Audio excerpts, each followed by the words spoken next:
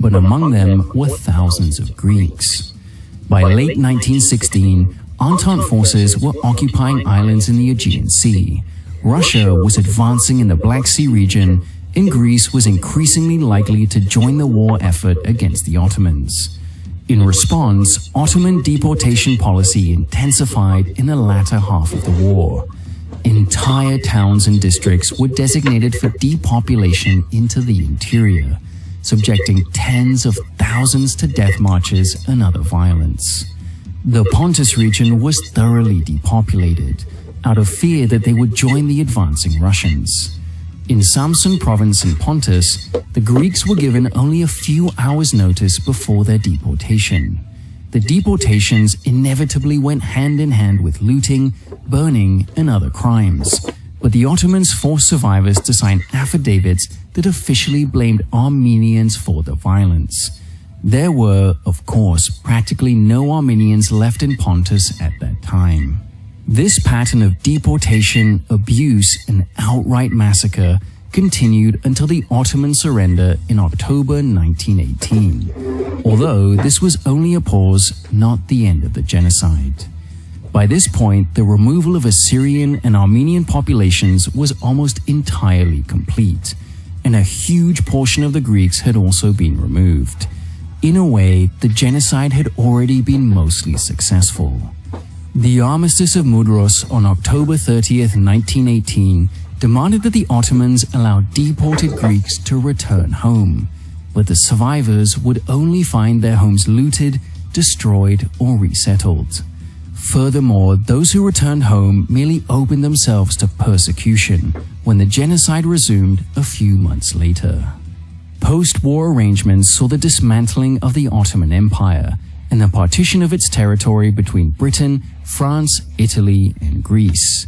The vestigial Ottoman authority was quickly challenged by a new Turkish nationalist movement, who sought an independent, ethnically pure Turkish nation in Anatolia. At the center of this movement was Mustafa Kemal Pasha, later known as Ataturk, who would soon reignite the genocide during his fight for Turkish independence. On May 15, 1919, Greek forces landed at the city of Smyrna with the approval of the Entente powers. Greece had been granted permission to occupy the region for security reasons, under the Armistice of Mudros. Smyrna was an ancient city with a large Greek majority population, and for the Greeks, occupying it was a valid strategic choice. It was also a way for them to protect ethnic Greeks from the persecution other Greeks had been enduring for years. For the Turkish nationalists, it was an invasion into the heartland of their idealized post-imperial Turkish nation. The landing at Smyrna is widely considered to be the start of the Greco-Turkish War. Ataturk was dispatched to Pontus shortly after the Greek occupation of Smyrna. Although it was hundreds of miles removed from the Greek occupation, Ataturk ensured that Pontus was punished for the perceived injustices of their fellow Greeks. The Turkish nationalists openly encouraged mob violence against Greeks and called on Turks to clear their land of, quote, faithless dogs. Over 300 Pontic villages were destroyed, their population almost entirely killed in this persecution after the First World War. By May 1922, Greek military sources reported with despair that practically the entire Greek population of Pontus had been eliminated. Full-scale conflict erupted between Turkey and Greece shortly after the landing at Smyrna.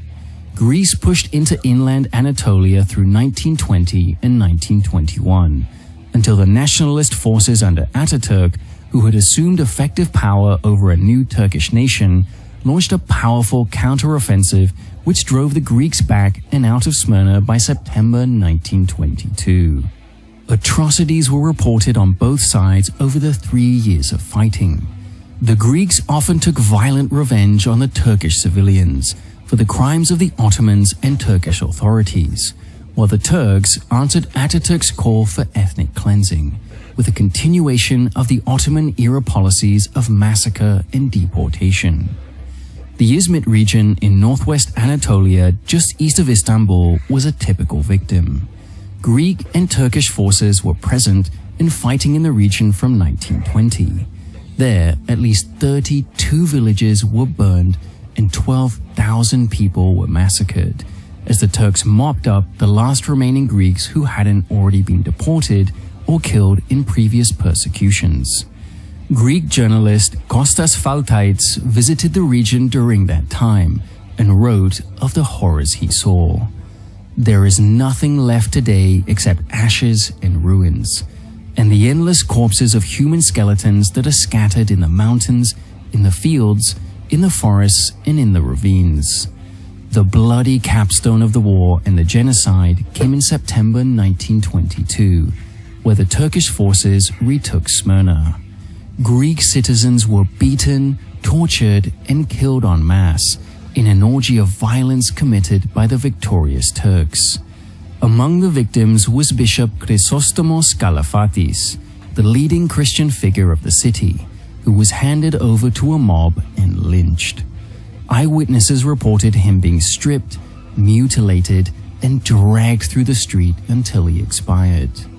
On September 13th, a fire broke out in the city. Turkish sources blamed the Greeks, but eyewitnesses reported Turkish soldiers setting fire to Greek homes as the start of it. The fire spread and utterly consumed the Greek and Armenian quarters of the city, but thankfully spared the Muslim and Jewish area. It took several days for the fire to burn out. Estimates for the dead in the burning of Smyrna range from 10,000 to 100,000 or more. Almost all of them were ethnic Greeks. The survivors escaped by piling onto boats in the harbor or huddling on the docks, where Turkish forces kept them contained for days. With their homes destroyed and the Turkish nationalists victorious, the scattered Greek survivors of Smyrna left for Greece. Some voluntarily, others deported by the nationalists. The burning of Smyrna was a symbolic end, not just to the war or even to the Greek genocide, but to 2,000 years of Greek settlement in Asia Minor. The Greco-Turkish War came to an end with the Treaty of Lausanne in July 1923. In the terms of the treaty, Turkey and Greece agreed on an unprecedented population exchange. Turkey's over 1 million ethnic Greeks would be deported to Greece, while Greece's 500,000 Muslims would be deported to Turkey. The population exchange was an assurance of peace and protection, but it was also a chilling conclusion to a saga of persecution. In the end, it ensured that the Greek genocide was almost entirely successful. The Ottomans and then the Turks had wanted only one thing: to get rid of the Greeks. They were willing to do anything to achieve that end: murder, virtual slavery, assimilation, or deportation. As long as they were gone, the perpetrators did not care. That is not to say the treaty was wrong. The population exchange almost certainly saved countless Greeks, and indeed Muslims, from persecution in their original countries. However, it is a grim lesson from history that genocides achieve their stated goals far more often than we'd like to admit. As with all genocides, casualty estimates vary wildly.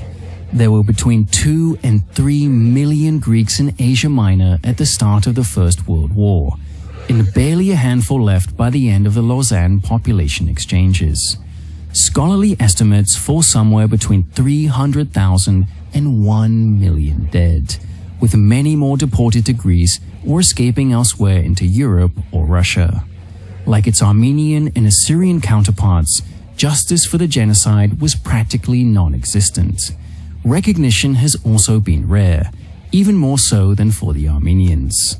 Efforts to build peace between Greece and Turkey, especially during the Cold War when they were ostensibly allies, meant that Greece did not push the issue of genocide recognition in the decades afterwards. Greece only officially recognized the genocide in 1994, and only 8 other countries, including Armenia, Germany, and the United States, have officially recognized it. As one might expect, Turkey does not admit any wrongdoing.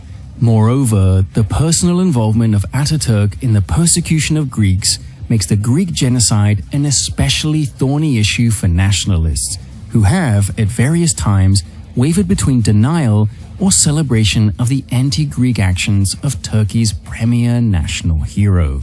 Still, the genocide's legacy lives on in the millions of people whose ancestors were killed or displaced, in the ethnic makeup of the regions where Greeks were murdered or torn away, and in the tension that endures between Greece and Turkey to this day. Once again, a huge thank you to War Thunder for sponsoring this video. And don't forget to check the link in the description and